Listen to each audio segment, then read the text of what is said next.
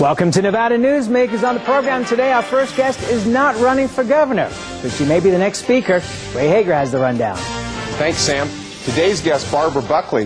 Democrats across the state are looking forward to the day when she's the Speaker of the Assembly, but has she in fact already taken the role as de facto Speaker? And coming up on the Power Pundit panel today, John Griffin, John Gwaltney, and Fred Lokken. It's all coming up next on an all-new Nevada Newsmakers.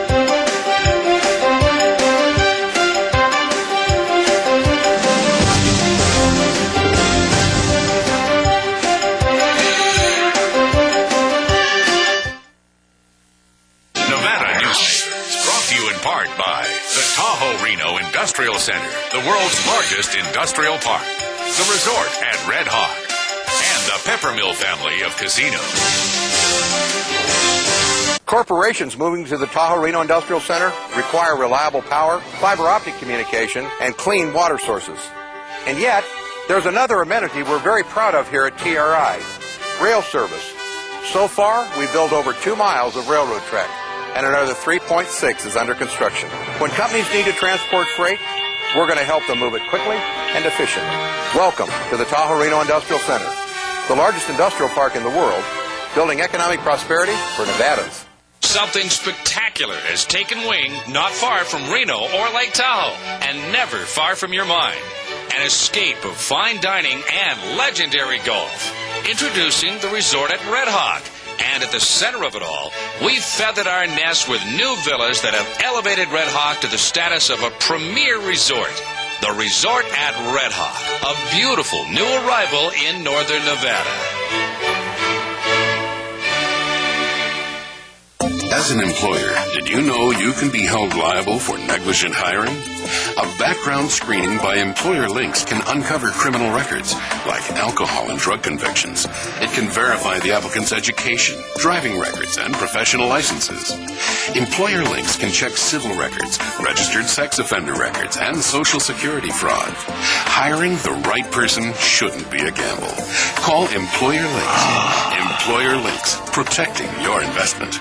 I tell you, John, this industry has really changed. Tell me about it. You seem to do pretty well last year. What's your secret? No secrets. Although I'll tell you something. The smartest thing I did was sign up with Pro Group Management. Really? They do workers' comp, right? Yeah, their services are great. And get this, they saved me 30%. I've heard they saved others 50%. That works for me. Pro Group Management. Finally, workers' comp that works for you. This satellite interview is sponsored by Scott Craigie and Allris Consulting. And back on Nevada Newsmakers, Ray Hagar and I are joined by Barbara Buckley, the Assembly Majority Leader. Welcome to the program. Good morning. Thanks for having me. Barbara, good to see you. Barbara, first off, you know, we look forward to the day where you're the Speaker of the Assembly, but really, haven't you already taken over as de facto Speaker by making interim appointments and leading the caucus? Well, you know, having the role of majority leader is, I think, a great preparation or training ground for the role of Speaker, because you're involved in the day-to-day operation of the caucus and the procedures. The recent appointments I did in consultation with the Speaker. So, now, did you call him on his cell phone when he was at the Baltic to get his opinions? Ooh, low blow, low blow. No, I contacted him on his cell phone here in Las Vegas and in Henderson, and we talked about the appointments. Let's talk about prescription drugs. We've seen that other states are now going to Australia and other countries. Sri Lanka is being talked about. Where does this sit for the state of Nevada? Well, I think that's something we can look at next legislative session after we see how our experiment with Canada goes. I think that, I mean, a lot of the prescription drugs, you know, throughout the world are made in Ireland as well, and that's another place that a lot of states are looking to.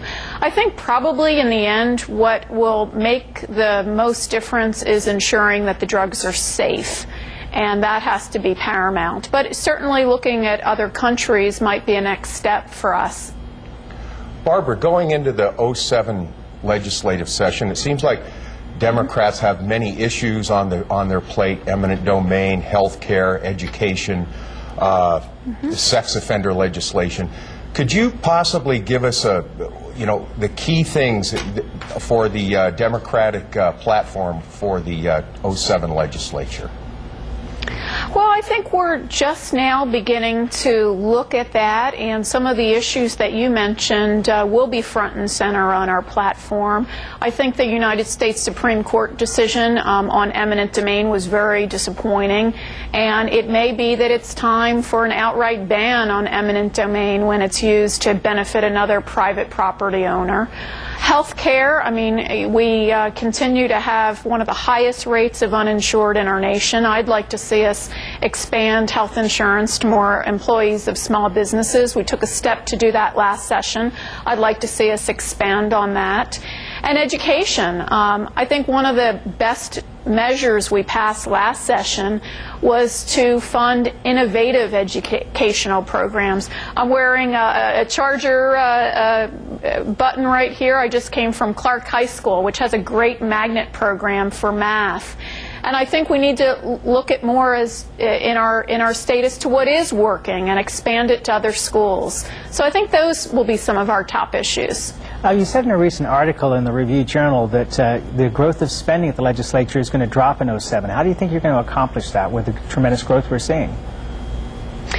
Well, you know, it's interesting. I recently was reading an analysis of what type of spending Nevada has done, you know, it's in the past 30 years. And by and large, our spending has kept up with CPI and a growth rate. And I think you're not going to see any new taxes from the Nevada legislature. I think the economy's doing well, and I think you'll see a reflection of that, in that there won't be any new taxes, and that growth in spending will be kept at a population growth level, and that'll be it.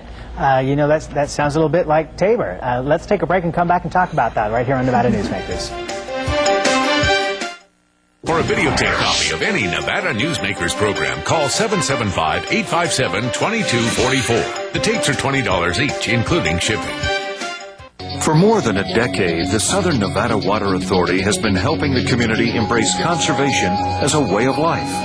That includes replacing more than 50 million square feet of grass with water-smart landscaping. During the worst drought on record, watering restrictions and tough landscaping codes have reduced the community's water use by billions of gallons, even as thousands of new residents were moving into Nevada. That's smart water management, and that's our promise to Nevada. My family started this business 27 years ago. We work hard to serve our customers and our community. But it's getting harder and harder to keep the doors open. For example, our workers' comp is going through the roof. Isn't anyone on my side anymore? The Retail Association of Nevada is. If you're a small business owner, we can cut your workers' comp by up to 50%, lobby for your interests, and keep you informed. Put us to work today. Reno's best dining values are all at one casino, the Pepper Mill. You can enjoy great savings on our popular specials. Pepper Mill's coffee shop offers daily lunch specials, low-carb dining, and all your favorite comfort foods. You'll find sensational lunch specials featuring Reno's freshest seafood, sushi, pasta, and more at Oceano. And early bird specials at Reno's Premier Steakhouse and Romanza Ristorante Italiano. The best values are at the Pepper Mill. Where are you dining?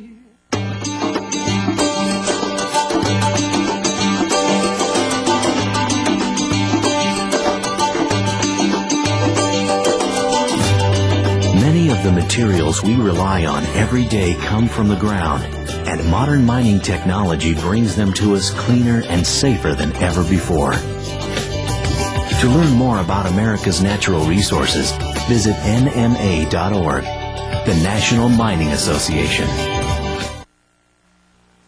This satellite interview is sponsored by Scott Craigie and Allris Consulting. And we're back talking with Assembly Majority Leader Barbara Buckley. Barbara, if the next governor is a Republican and he or she proposes maybe a cut in taxes, maybe business taxes, would the Democrats in the Assembly oppose that? Well, I think probably the answer would be yes. You have to look at every proposal on its merits. I mean, last session, the Assembly Democrats sponsored a cut in taxes for anyone who was a small landlord who's merely offering an apartment or two out of their own home or a rental property. So it always depends on what it is. But Nevada is a low-tax state, and we want to continue that while making sure we have enough funds to operate schools, to help, finally meet our mental health needs so we don't have our emergency rooms full of the mentally ill because we don't fund state prescription clinics and other services for the mentally ill. So you always have to have a balance in what you're doing. We saw obviously great growth in gaming taxes and sales taxes over the last biennium, and we're likely to see exactly the same. It doesn't look like there's any slowdown in either of those areas. We had obviously the governor has given the state back a giant rebate of $300 million. Do you anticipate another rebate going into the next session? I think that remains to be seen. I think that was a popular way to make sure that we gave some of the excess income back, and we'll have to see what those figures are. I think the one thing we have to keep in mind is we're experiencing a tremendous economic burst right here in Nevada, and that's wonderful, but you never know when when something might happen. We saw that in 2002. Nevada was going gangbusters before 9/11, and then we had a serious, setback there. So you have to always plan for both the good and the bad. When at the end of the last segment, as I mentioned, you were starting to sound like you were in support of Tabor. What is your thought on that, or task as it's now called at the Nevada version? It scares me to death. I think that it's caused catastrophic results in Colorado. I recently went to a National Conference of State Legislators debate between the former Republican chair of the Colorado Finance Committee and Grover Norquist, who's importing this program throughout the country. And it's scary. It gives a state no opportunity to plan for a disaster. And schools and other programs are at risk. I think it's frightening. Even with a larger rainy day fund, like $500 million? Well, that's one of the scary things about Tabor is that it does not have a rainy day fund. I think that the scariest thing for me is that what happens when you have an economic downturn or a recession? Well, you do what we did and what the governor did in 2002. You freeze position, you cut back. And then when the rough times are over, you try to get back to the level where you need to be. That's what smart planning does, and that's what Tabor prohibits. You can't operate like that. Barbara, so that's what scares me. Barbara, your rivals in the Assembly, the Republicans, are currently going through a tug-of-war to decide who their next leader would be. We have Bob Seale, we have Heidi Gansert, we have Garn Mabey. Who of those three would do the Democrats work the best with? And you've got about 20 seconds on this. We'll work with anyone the Assembly Republicans elect. Okay, and we're sorry we're short on time here today, but thank you so much for being here. We'll be happy to have you back here. Barbara Buckley. We'll be right back on Nevada Newsmakers after this. This is Nevada Newsmakers. How long does it take to get to the Tahoe Reno Industrial Center, the world's largest industrial park? Well, it's just 10 minutes east of Reno Sparks on Highway 80, just minutes from the airport. And under construction is an interchange linking I-80 to TRI's 4-lane USA Parkway. And soon, this parkway will connect Interstate 80 to Highway 50. How far is the world's largest industrial center from your home? It's a lot closer than you think. Welcome to the Tahoe Reno Industrial Center, building economic prosperity for Nevadans. The Nevada Beer Wholesalers encourages the responsible consumption of beer. The Nevada Beer Wholesalers Association are sponsors and participants in many community-based efforts such as school education programs, safe ride home, recycling programs, alcohol-free after-prom and graduation parties, safe boating campaigns, and designated driver programs. They are family-owned businesses employing 2,000 Nevadans. They also collect and pay the state excise tax. The Nevada Beer Wholesalers Association, delivering more than just beer. Island Inkjet is now open on South Meadows Parkway. Island Inkjet will refill your inkjet cartridges in just 1 hour. We have the ink to precisely match over 240 cartridges, saving you up to 60% on the cost of buying a new cartridge. Our work is 100% guaranteed, and contrary to what you may have heard, refills do not void any printer warranties. You don't throw out your car when it runs out of gas. Don't throw out your cartridges. Refill them at Island Inkjet on South Meadows Parkway by Smith's. Something spectacular has taken wing not far from Reno or Lake Tahoe, and never far from your mind. An escape of fine dining and legendary golf. Introducing the resort at Red Hawk. And at the center of it all, we've feathered our nest with new villas that have elevated Red Hawk to the status of a premier resort. The Resort at Red Hawk, a beautiful new arrival in northern Nevada.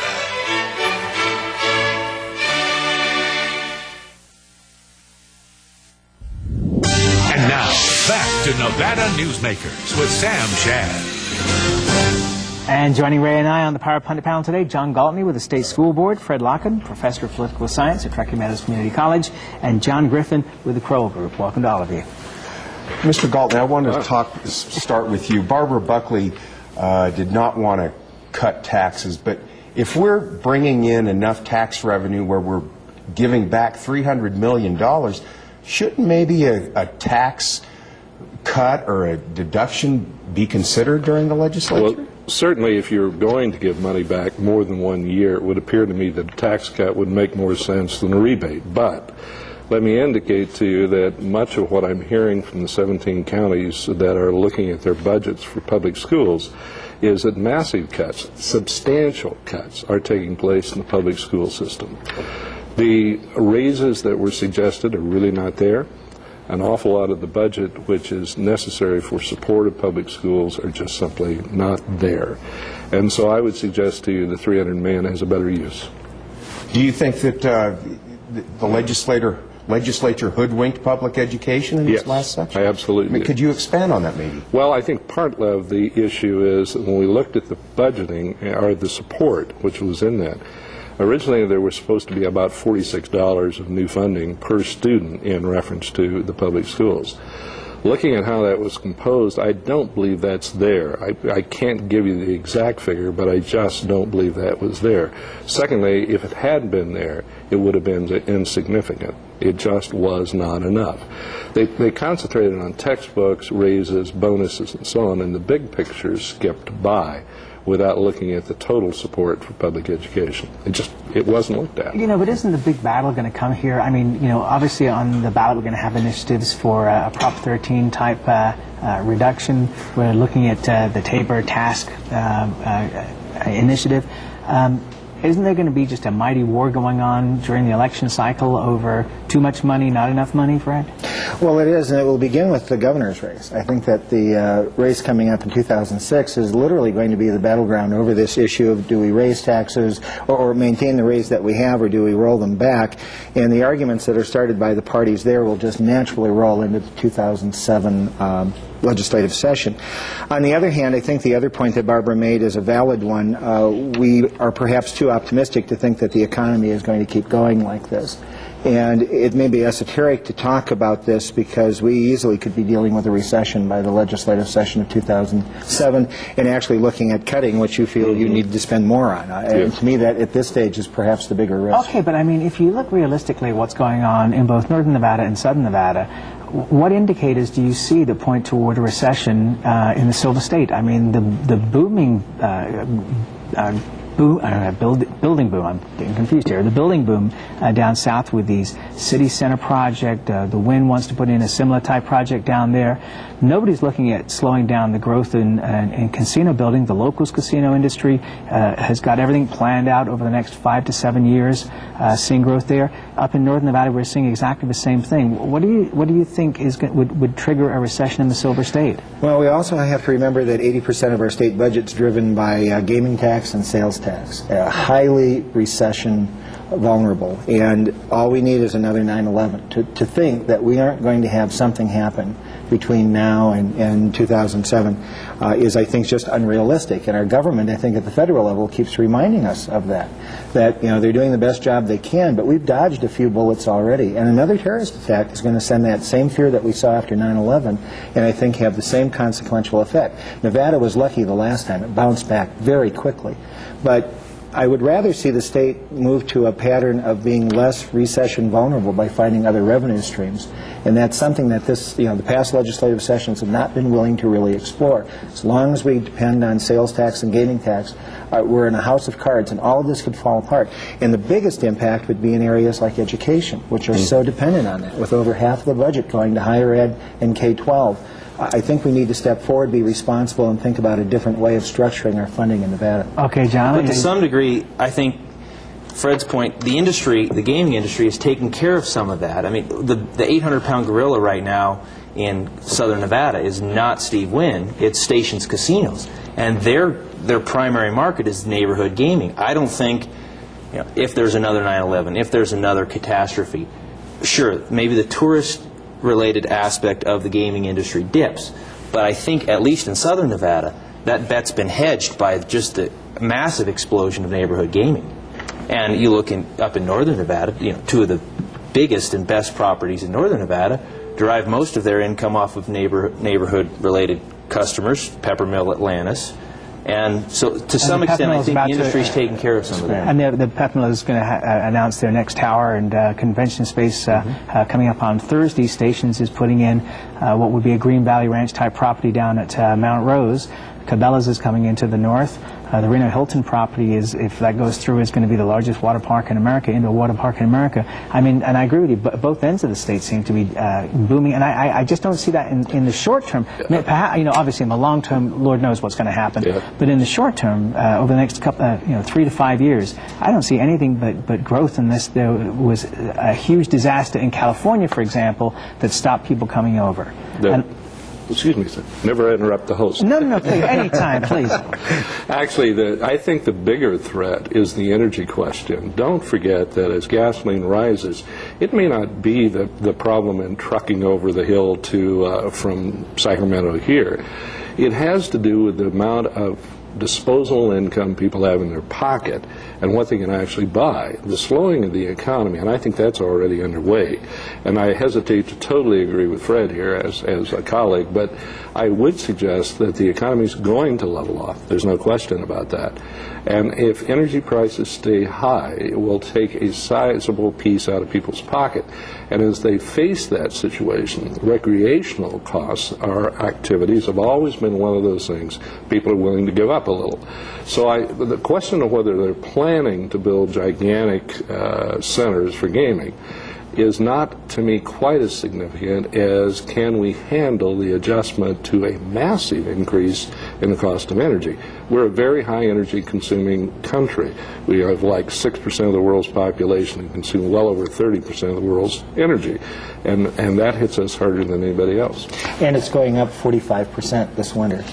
And that's the issue. I think that as we face, for the Republicans, 2008 clearly is on their horizon at the national level, and they're willing to take the recession now. Ironically, it hits to our 2006 state election and 2007 legislature that I personally think will be facing a recession. Okay, and you said a different form of taxation. What would you do?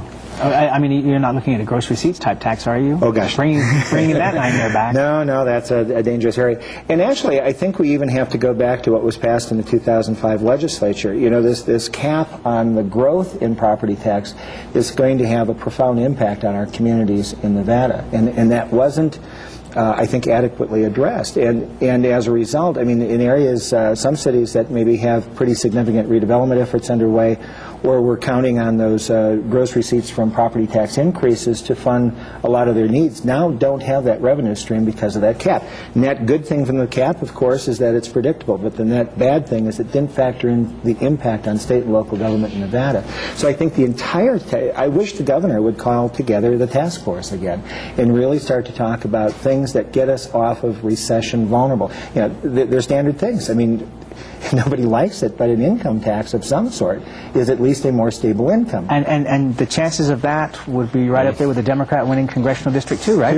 Yes, we're hell freezing over, but I understand there's a chill in the air. I felt it down here. Well, you'll get some calls on that. Income tax in Nevada, there's an idea. John? Griffin? No. I don't. Their income tax is highly unlikely. Everybody will go after the sin stuff I will first. be taller and my hair will come back. Exactly. Really, don't we have enough taxes here? I mean, we just passed $836 million worth of new taxes in 2003. No need for a state income tax. Anybody who supported that would be voted out of office very quickly. Well, I don't think, though, in defense of my colleague here, that he is suggesting that more taxes are necessary. I think what he's suggesting is a firm tax base, not so sensitive to recession and so on, which would alleviate some of the other taxes. And I don't mean to speak for you, Fred, but I think the question of putting this state on a firm tax basis that does not fluctuate with the economy or with terrorist questions. You know what? It's not a can of worms you'd be opening up. It's a 55-gallon drum. We'll be right back on Nevada Newsmakers after this. Nevada Newsmakers, brought to you in part by the Tahoe Reno Industrial Center, the world's largest industrial park, the resort at Red Hawk, and the Peppermill family of casinos. South Reno's hotspot for food, fun, and friends is the Tamarack Junction. Play over 480 of the hottest slots and video poker games. Enjoy hot times and sizzling food specials at Sully's Sports Bar, Grill, and Nightclub. Watch your favorite game on one of our jumbo high-definition plasma TVs. Enjoy great food 24 hours a day in the Dining Car Restaurant. Or sample the best hot and cold sandwiches in the Whistle Stop Deli. The Tamarack Junction is your junction for fun. South Virginia and Amati Ranch Parkway. Yeah. Island Inkjet is now open on South Meadows Parkway. Island Inkjet will refill your inkjet cartridges in just 1 hour. We have the ink to precisely match over 240 cartridges, saving you up to 60% on the cost of buying a new cartridge. Our work is 100% guaranteed, and contrary to what you may have heard, refills do not void any printer warranties. You don't throw out your car when it runs out of gas. Don't throw out your cartridges. Refill them at Island Inkjet on South Meadows Parkway by Smith's.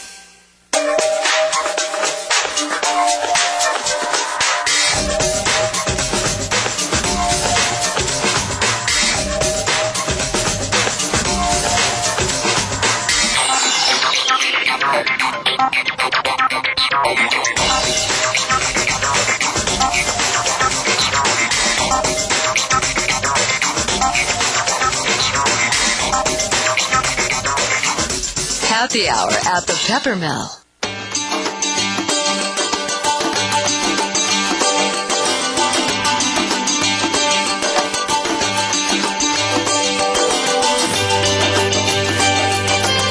Thanks to an ongoing commitment by America's mining companies, more than 2 million acres already have been reclaimed.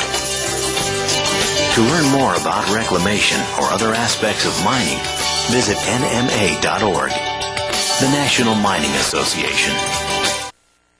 Don't forget you can watch Nevada Newsmakers online at nevadanewsmakers.com. Sam, tomorrow we have Walt Higgins, the head of the power company. We'll see you then.